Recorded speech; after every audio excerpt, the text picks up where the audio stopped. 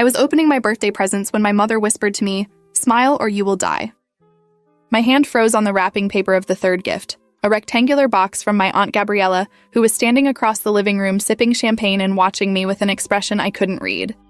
My mother's breath was hot against my ear, her fingers digging into my shoulder with enough force to leave bruises.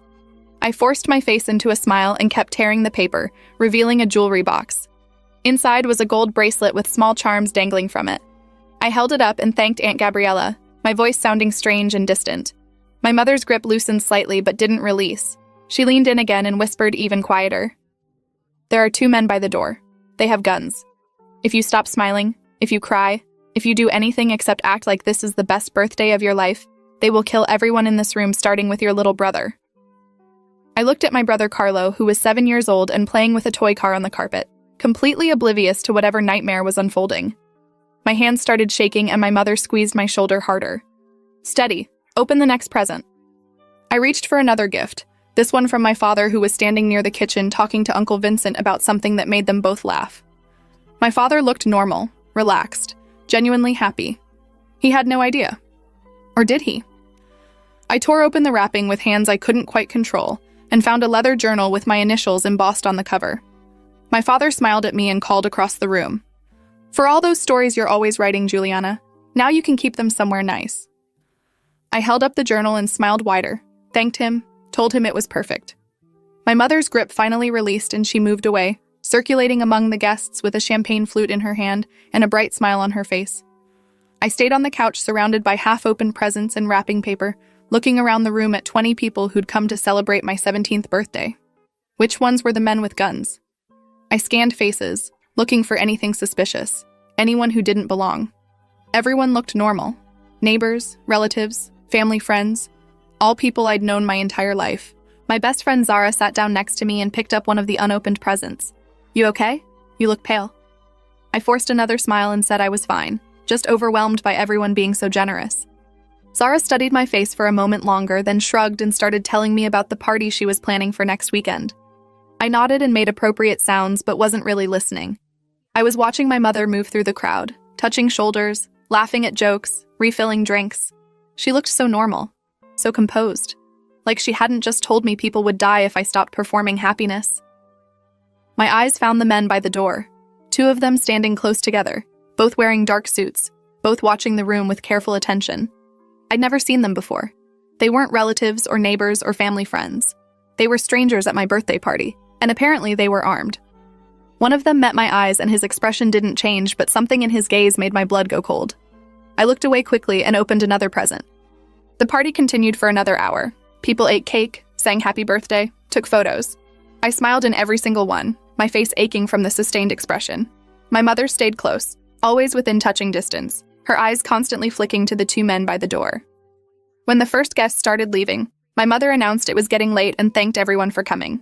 People began gathering coats and purses, saying goodbye, hugging me and wishing me happy birthday one more time. The 2 men by the door didn't move.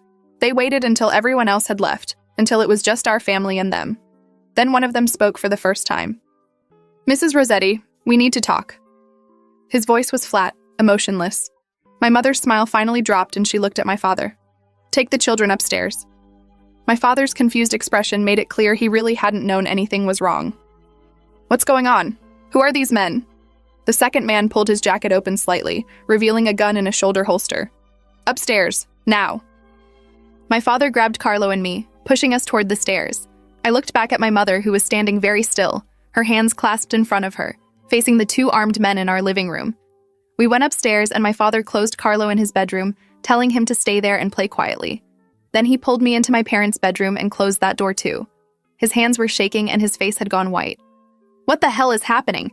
Who are those men? Why did your mother tell me to bring you upstairs?" I told him what my mother had whispered to me during the present opening, about the guns, about the threat to kill everyone. My father sat down hard on the bed and put his face in his hands. When he looked up, there were tears in his eyes. I should have known. God, I should have seen the signs. He stood and started pacing. "Your mother's been acting strange for months, taking weird phone calls, going out at odd hours, being secretive about money. I thought maybe she was planning something for you, for your birthday or graduation. I thought it was something good."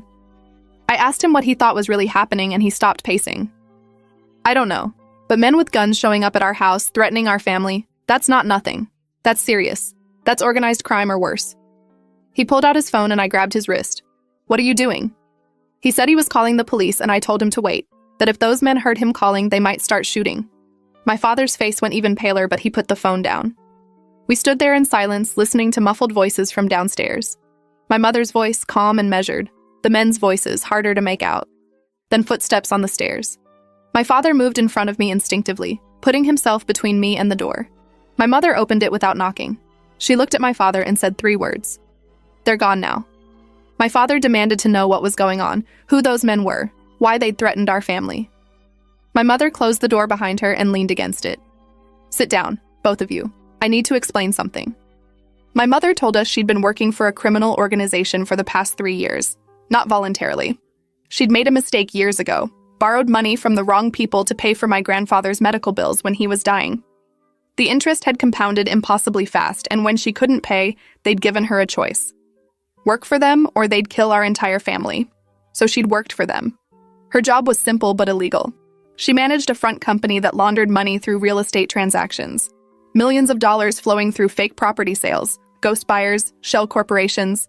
She signed documents, processed transfers, made everything look legitimate.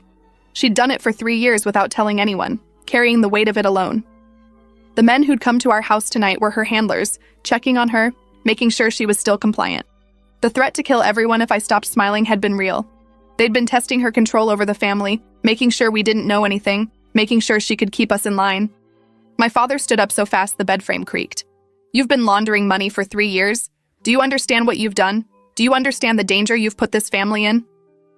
My mother's composure finally cracked and she started crying.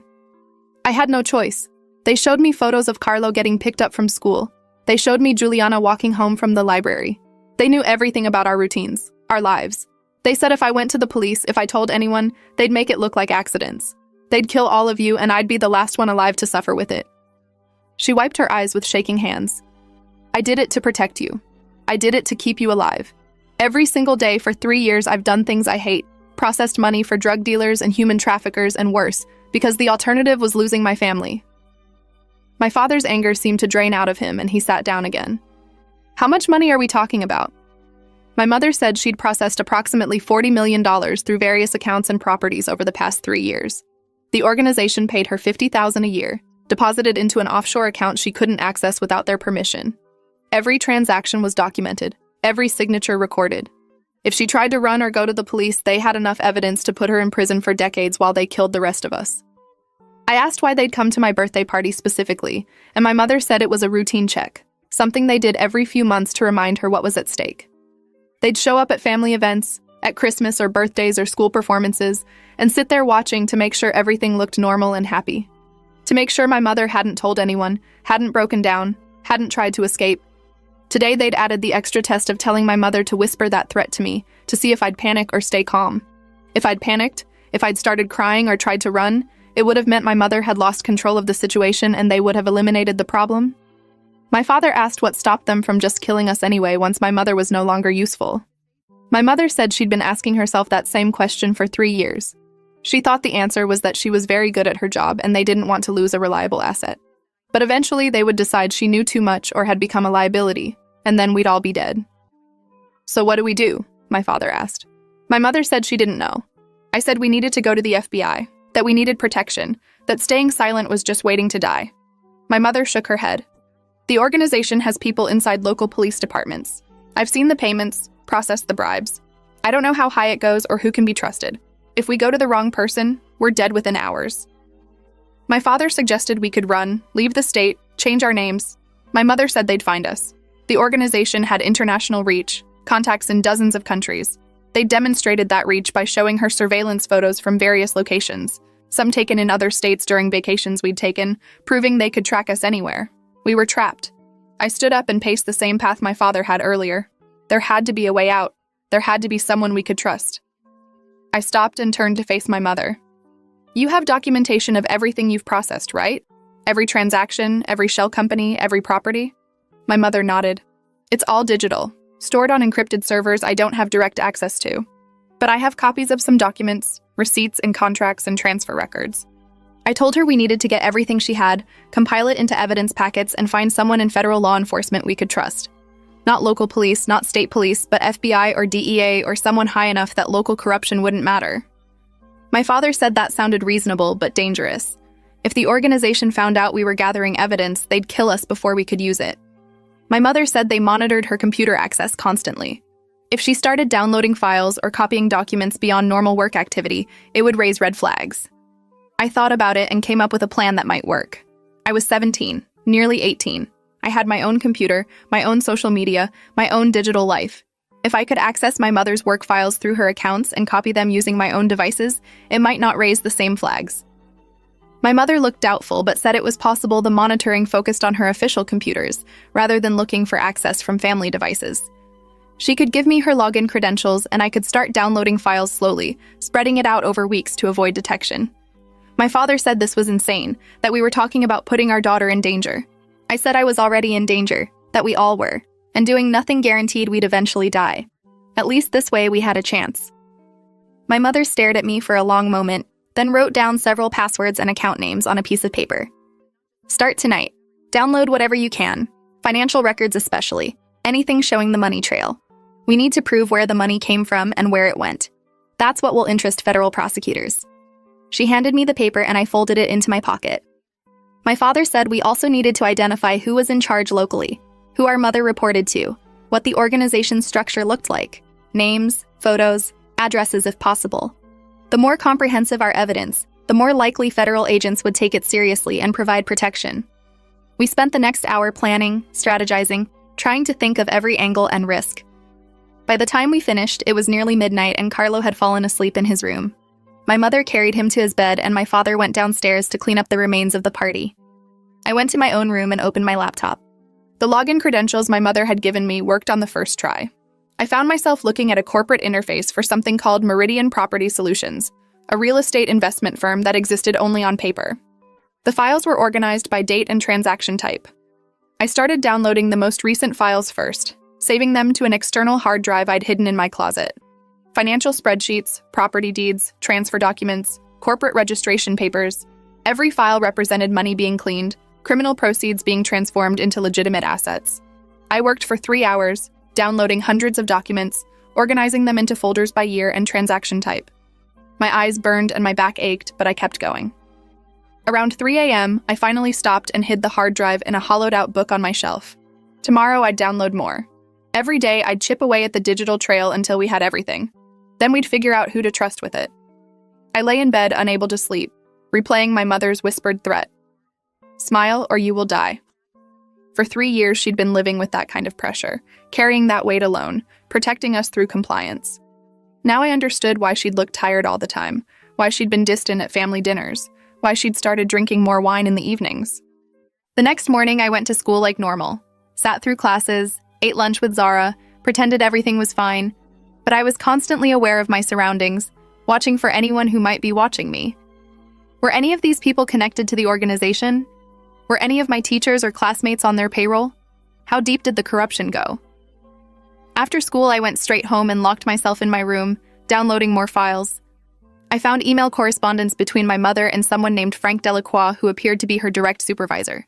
His emails were cold and professional, discussing properties and transactions in coded language that was obviously about money laundering. I copied everything and kept digging. Over the next 2 weeks, I downloaded thousands of files, building a comprehensive picture of the organization's operations. They weren't just laundering money. They were running a multi-state criminal enterprise involving drug trafficking, illegal gambling, loan sharking, and protection rackets. The real estate laundering was just one piece of a much larger operation. My mother's role was bigger than she'd admitted.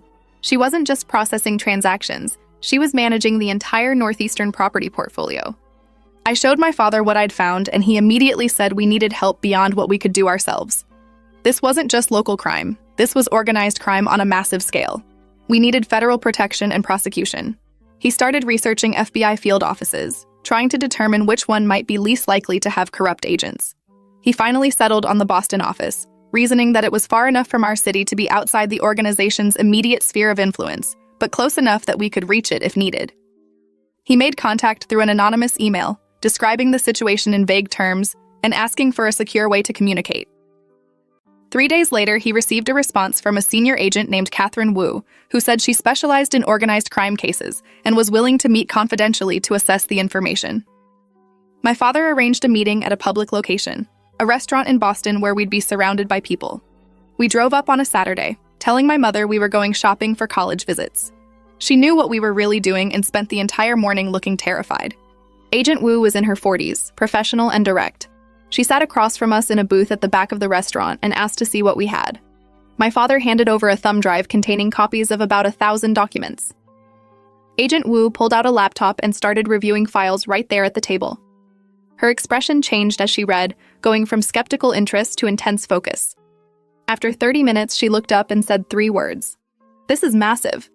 She explained that the documents showed an organized crime network operating across 6 states with connections to international cartels. The money laundering alone represented hundreds of millions of dollars. But more importantly, the files included names, dates, and specific transactions that could be corroborated with federal investigations already underway. This wasn't just evidence. This was the keystone that could bring down the entire organization. She asked how we'd obtained the documents, and my father explained everything: my mother's forced involvement, the threats to our family, the 3 years of coercion. Agent Wu listened without interrupting, then asked if my mother would be willing to testify. My father said yes, but only with protection for the entire family. Agent Wu said she could arrange that, but it would require my mother to wear a wire to continue her work with the organization while gathering additional evidence and recordings. We'd all have to maintain normal appearances for potentially several more months while the FBI built their case. The alternative was to extract us immediately into witness protection, but that would tip off the organization and they'd destroy evidence and flee before the FBI could move. My father asked which option Agent Wu recommended, and she was blunt. "The wire gives us the strongest case but puts your family at maximum risk. Extraction keeps you safe but lets criminals escape justice. Your choice." I said we should do the wire. My father looked at me in shock. "Juliana, no, that's too dangerous." I argued that we'd already been living in danger for 3 years and would continue living in danger forever unless we helped stop these people. Agent Wu nodded slowly and said she'd seen this choice many times and there was no perfect answer.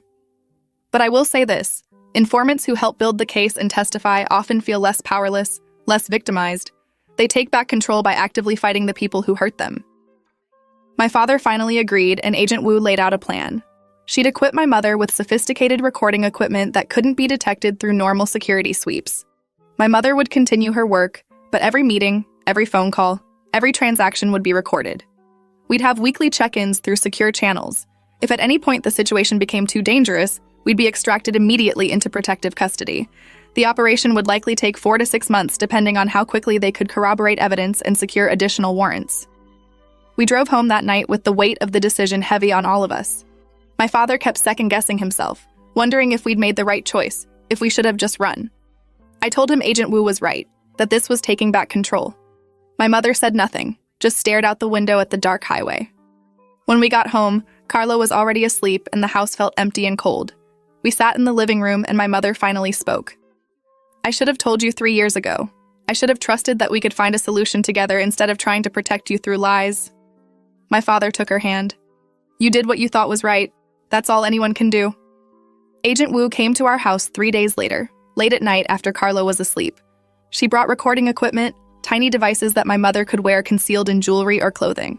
She taught my mother how to activate them, how to position herself for best audio quality, how to act natural while documenting everything. My mother practiced for an hour, role-playing conversations while Agent Wu monitored the feed. Finally, Agent Wu seemed satisfied and said my mother was ready.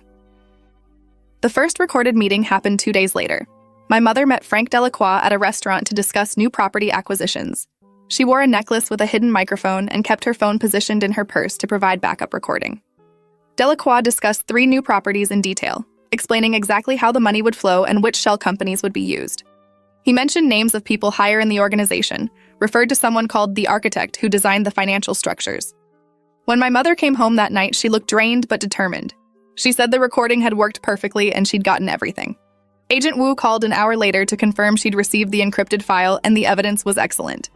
Over the next 3 months, my mother recorded dozens of meetings. She documented money flows, named conspirators, captured discussions about criminal operations beyond the money laundering. The organization used her real estate network to hide assets for drug dealers, to purchase properties for illegal gambling operations, to create fronts for human trafficking. My mother had been unknowingly facilitating all of it through her legitimate-seeming work. Each revelation made her more committed to seeing the operation through. She told me one night that she'd spent 3 years feeling like a victim, powerless and afraid. Now she felt like a weapon, like every conversation she recorded was ammunition against the people who'd terrorized our family. My father worried constantly, convinced every day that something would go wrong and we'd be discovered. But my mother maintained her perfect performance. Smiling, compliant, competent employee managing millions in illegal assets while wearing a wire. The organization never suspected. At school, I kept downloading files, kept organizing evidence, kept maintaining the appearance of normal teenage life. Zara asked me once why I'd been so distant lately, and I told her I was stressed about college applications. The lie came easily after months of practice. In month 4, Agent Wu called an emergency meeting. She said the FBI had gathered enough evidence to begin arrests, but needed one final piece. They'd identified the architect as someone named Vincent Calabrese, a financial genius who'd designed money laundering networks for multiple criminal organizations. He was careful, never attended meetings in person, never spoke on phones that could be traced. But they knew he was scheduled to inspect my mother's operation in person next week, a rare appearance to ensure everything was running smoothly. If my mother could record a meeting with Calabrese, if she could get him to discuss the operation in his own words, it would be the final nail in the prosecution's case. My father immediately said no, that Calabrese would be more careful and suspicious than anyone else my mother had dealt with. Agent Wu agreed it was risky, but said the evidence would be invaluable. My mother said she'd do it. My father argued with her for an hour, but she wouldn't change her mind. I've come this far. I'm not stopping now. Agent Wu said she'd have agents positioned nearby in case extraction became necessary. The meeting was scheduled for a Wednesday afternoon at my mother's office. That Wednesday, I couldn't focus on anything at school. Every class felt interminable, every moment stretched like torture. I kept checking my phone even though I knew no one would contact me until it was over. Finally, the dismissal bell rang and I practically ran to my car. I drove home to find my father pacing in the kitchen, his phone clutched in his hand. No news yet. We waited in terrible silence. Carlo was at a friend's house, kept away from the tension filling our home. At 4:30, my father's phone rang. Agent Wu. He put it on speaker and we heard her say 2 words. It's done. My mother had recorded a 30-minute conversation with Vincent Calabrese.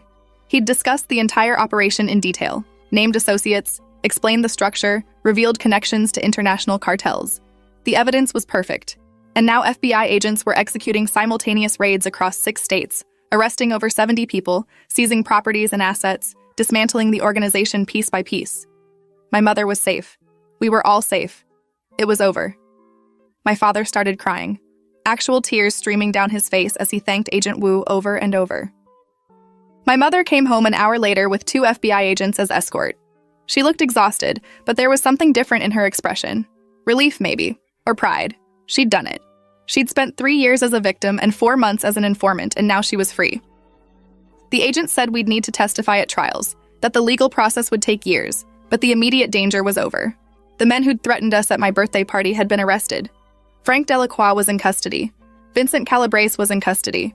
The entire leadership structure was destroyed. We spent that evening together, all 4 of us including Carlo, who we finally told an age-appropriate version of what had been happening.